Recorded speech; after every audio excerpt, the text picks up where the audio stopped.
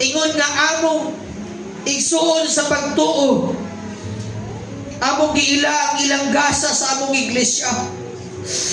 Lord God, magadala silang mga kalag, Lord, magadala silang mga katauhan na sa imong tila no Diyos. Mga kalag o Diyos nga man adunay kaluwasan. Mga kalag na naghihimo ni mong gawas nun. Yes, Lord. Mga kalag na imong gihigugma o Diyos. Kung giangko Ginoo sa ilang kinabuhi, bisan sa ilang kapanahunan sa kinabuhi, gawin na ibalo sa imong plano.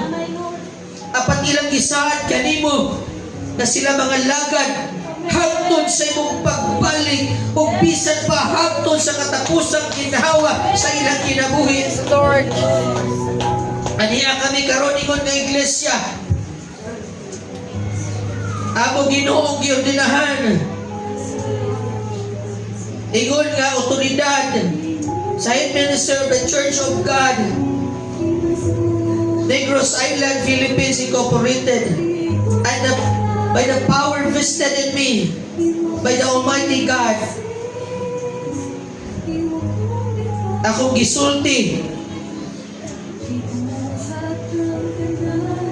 ang kadaugan sa kinabuhi ni Pedro Piñero o ni Berta Piñero na sila mag-aalaga na nga iglesia, uban sa supervision sa ilang pastor o uban sa giya sa Malang Espiritu Santo na sila magadala o mga kapik o mga kalag, mga sangyaw sa pulong sa Dios hangtod sa imong pagbalik, Ginoo. Kiningatahas dili basta-basta apan among giila ang ilang gasa ani nga iglesia. Ako karon nagasulti kanimo, evangelist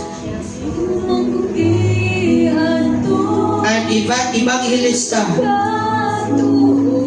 Pedro Piñero, sukat karong adlaw among gitahod ang inyong gasa ani nga iglesia. Kinitanan among gisalig ug gitugyan diha lamang sa among Dios katag-iya ning iglesia, ang iglesia sa Dios. Akong ipasalamatan ang imong gahom na nagalihok ka namo. Akong gisulti ang panalangin at tanang lugar nila kadtuan magadala silang kadaugan mahimong panalangin ang ilang mga kinabuhi.